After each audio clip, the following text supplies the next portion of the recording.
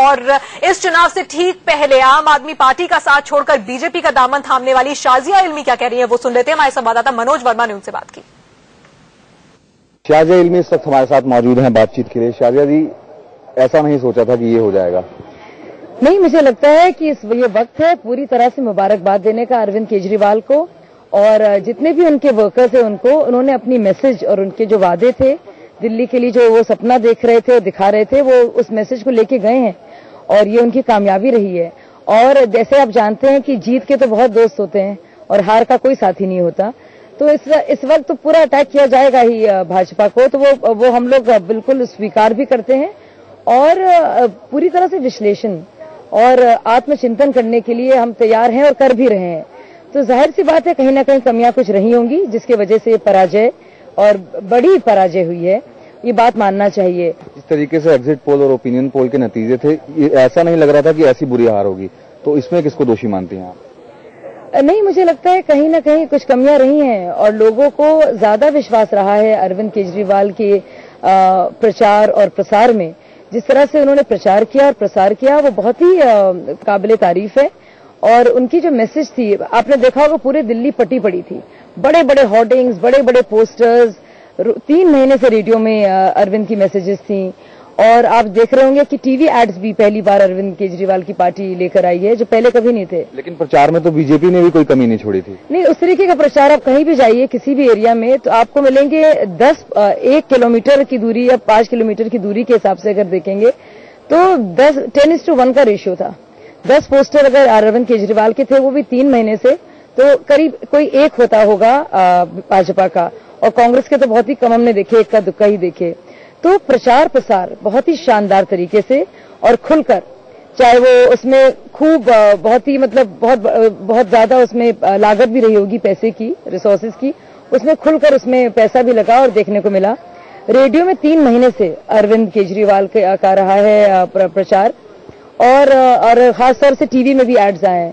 तो इन सबको मिलाकर जो वो अपनी बात कहना चाहते थे, जो उनके वादे हैं दिल्ली के लिए, वो घर तक इस बात को ले गए और इसका उनको फायदा मिल रहा है। और हमें किसी भी तरह से फीका नहीं करना चाहिए उनके लिए मौका, और उनको पूरी तरह से इसके लिए बधाई देनी चाहिए। शाजिया इल्मी, जिनका साफ तौर पर ये कहना है कि अरविंद केजरीवाल को बधाई देती हैं और चाहती हैं कि वो अच्छी सरकार चलाएं। Manoj Verma, India news, Delhi. जी, क्या मनी मन बहुत ज्यादा रिग्रेट कर रही होंगी अपना डिसीजन? नहीं, ऐसा नहीं है, क्योंकि अरविंद केजरीवाल से उनके जो संबंध थे वो इस लेवल तक पहुंच गए थे कि आम आदमी पार्टी में रहना उनके लिए मुश्किल था। लेकिन साजिया जानती है कि वो एक समंदर के अंदर आई हैं और उस समंदर में उनको कोई ना कोई जगह जरूर मिल जाएगी। बिल्कुल। चलिए, जितना दुख इस वक्त बीजेपी को हो रहा होगा उतना ही कांग्रेस को भी हो रहा होगा। 0 फिगर इस वक्त उनकी नजर आ रही है। खुश होगी इस वक्त, कांग्रेस खुश इसलिए होगी कि किसी ने तो मोदी को रोका। बिल्कुल। चलिए, किसी ने तो मोदी को रोका, ये सोचकर खुश होगी शायद कांग्रेस, लेकिन अपनी 0 का रिकॉर्ड देखकर इतनी खुश नहीं होगी। लेकिन ये पहली बार नहीं है कि 0 रिकॉर्ड कांग्रेस ने बनाया है। इससे पहले कब कांग्रेस का 0 रिकॉर्ड रहा है वो आपके सामने। 1977 में त्रिपुरा विधानसभा में एक भी सीट नहीं जीती थी, 1980 में गोवा विधानसभा में एक भी सीट नहीं जीती थी, 96 में तमिलनाडु विधानसभा में एक भी सीट नहीं जीती, 99 में सिक्किम विधानसभा में एक भी सीट नहीं जीती, और उसके बाद 2009 में भी सिक्किम विधानसभा में 32 सीटों पर चुनाव लड़ा लेकिन एक भी सीट नहीं जीती। लेकिन ये जो सारे 0 रिकॉर्ड है दीपक जी, इनमें से सबसे ज्यादा क्या ये 0 रिकॉर्ड उन्हें दुख पहुंचा रहा होगा? बिल्कुल दुख पहुंचा रहा होगा, क्योंकि दिल्ली पर पूरे देश की नजर होती है। दिल्ली हिंदी हार्टलैंड का एक पूरा का पूरा पूरे हिंदी हार्टलैंड को परिभाषित करता है। ये एक मिनी इंडिया है। यहां पर कभी भी ऐसा नहीं हुआ कि कांग्रेस को एक भी सीट न मिली हो।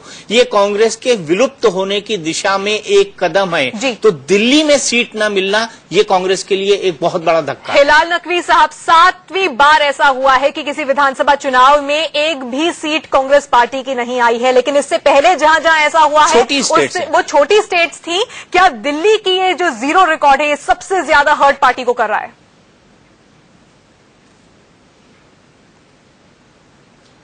जी, निश्चित रूप से बहुत ज्यादा इसकी तकलीफ है।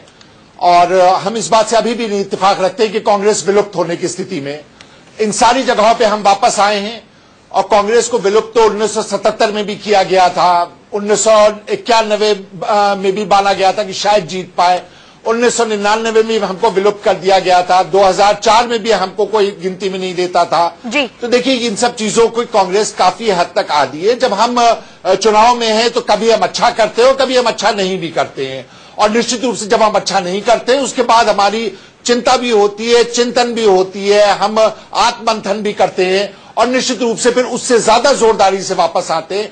अभी तक हम वापस आए हैं और दीपक जी आप विश्वास रखिए हम फिर आएंगे और इससे जोरदारी से आएंगे। दीपक जी बहुत संक्षेप में, दुख इस बात का ज्यादा होगा कि जीरो रिकॉर्ड बनाया, या जो आपने पहले कहा कि खुशी होगी कि किसी ने तो मोदी को रोका? बिल्कुल, कांग्रेस में इस बात की खुशी भी होगी और कांग्रेस के नेताओं के बयान आप देख लीजिए कि 9 महीने में के सरकार के प्रदर्शन को आम जनता ने रिजेक्ट कर दिया है और दिल्ली एक मिनी भारत है, उस पूरे के पूरे मिनी भारत ने रिजेक्ट किया है भारतीय जनता पार्टी की केंद्र सरकार को। तो इस तरह के बयान आपको देखने को मिलेंगे और नीतीश कुमार, लालू यादव, ममता बनर्जी की तरफ से इस तरह के बयान आ भी गए हैं। बिल्कुल, दिल्ली विधानसभा की तस्वीर आपके सामने है। 67 सीटों के साथ रिकॉर्ड बनाते हुए इस वक्त आम आदमी पार्टी दिल्ली में अगली सरकार बनाने वाली है। अरविंद केजरीवाल 14 तारीख को शपथ लेंगे, लेकिन बीजेपी के लिए बहुत ही शर्मनाक है कि सिर्फ 3 सीटों पर वो सिमट गई है। कांग्रेस ने तो अपना खाता भी नहीं खोला है। छोटे से ब्रेक के लिए रुक